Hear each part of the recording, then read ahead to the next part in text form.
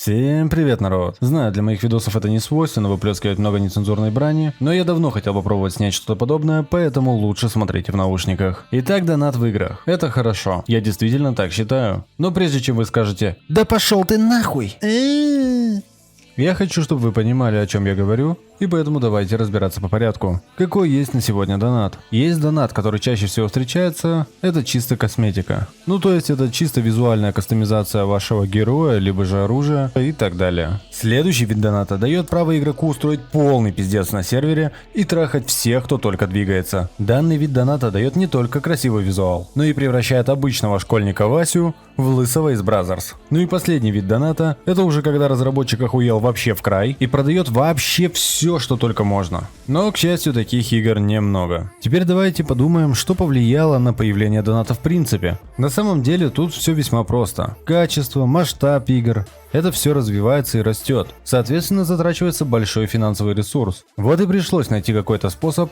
привлечь дополнительные средства. Повышать цены нельзя, отпугнем потребителя. А необязательный донат — это очень хорошо. Кстати говоря, благодаря этому мы бесплатно можем играть в такие игры, как CSGO, Dota 2, Apex, Fortnite и так далее. А тот ебаный урод, который мне сейчас захочет написать, что CSGO условно бесплатно, ее сделали Prime статус платным, его сейчас просто так не получить. Пошел нахуй. Потому что вот именно из-за таких, как ты, и создали это разделение между праймом и ноу-праймом. Так вот, потому что игры в принципе живут только лишь на одном донате. И бесплатный вход позволяет привлекать тонны новой аудитории. А соответственно, растет и доход. Также, благодаря этому возрастает срок поддержки игр. Разработчики стараются выкатить новые обновления. Ну, к Valve это не относится, им вообще похуй, что надо делать обновления. Тем более тут еще и Steam Deck выходит, поэтому вообще насрать.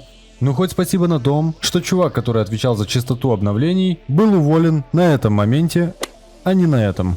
Но помимо шуток, как бы я ни ругал мой любимый Counter-Strike за то, что он не обновляется в принципе, есть проекты, которые можно играть только если тебе переебали батиным сапогом. Что же это за игра? И это не Dota 2, как многие могли подумать. Это вот этот шедевр от Crytek.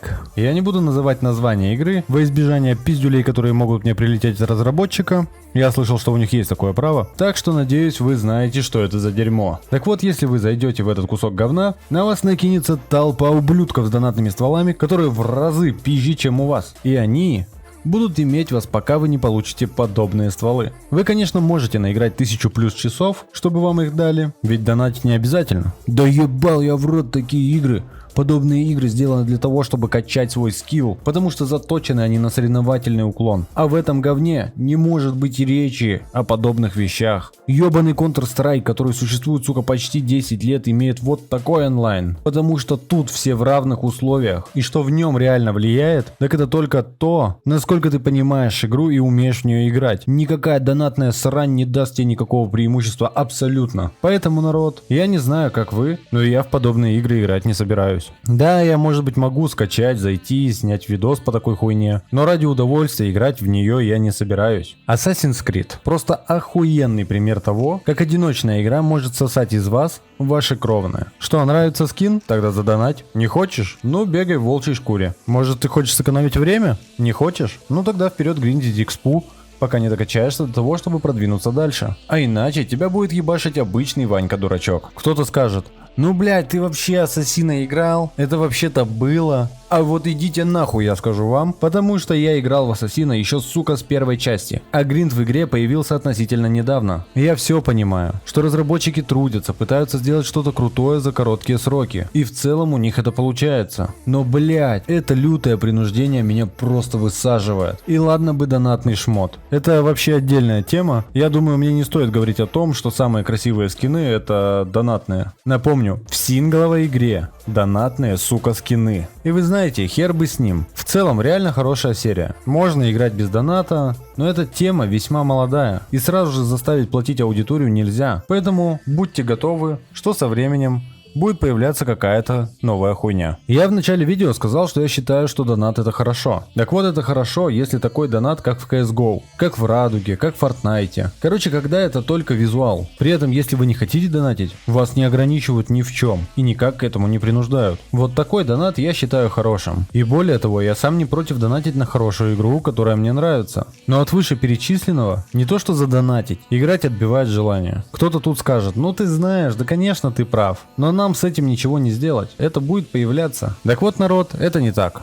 Расскажу вам одну историю. Большинство из вас слышало про такую игру, как Star Wars Battlefront 2. И вы знаете, как я обожаю студию DICE. Но когда вышла данная игра, они конкретно обосрались. Потому что из крутой масштабной технологичной серии игра стоила 3+ тысяч рублей. И в ней не было баланса вообще. Потому что были только кейсы, из которых падали перки, и за донат ты мог купить просто кучу подобных кейсов. И то не факт, что тебе выпадет что-то годное. И вы даже не представляете, как тогда охуело от этого всего комьюнити. Так вот, на этой почве поднялась столько говна, то Disney заявил, что если Electronic Arts не разрешит данную ситуацию, то у них заберут право на использование франшизы. По итогу они реально решили данный конфликт и убрали эту конченую систему. Так что, народ, все в наших руках. Какой итог можно сделать из этого всего? К сожалению, целиком от доната все равно не отказаться. Но благодаря комьюнити студиям приходится придумывать разнообразные решения. Например, Season Pass, где по большому счету за небольшую сумму вы получаете разнообразные ништяки, и подобные вещи будут только развиваться. Поэтому, народ, тратьте разумно ваши кровные. Ну а мне можно всего лишь поставить лайк и подписаться на канал. И тогда я сниму что-то подобное.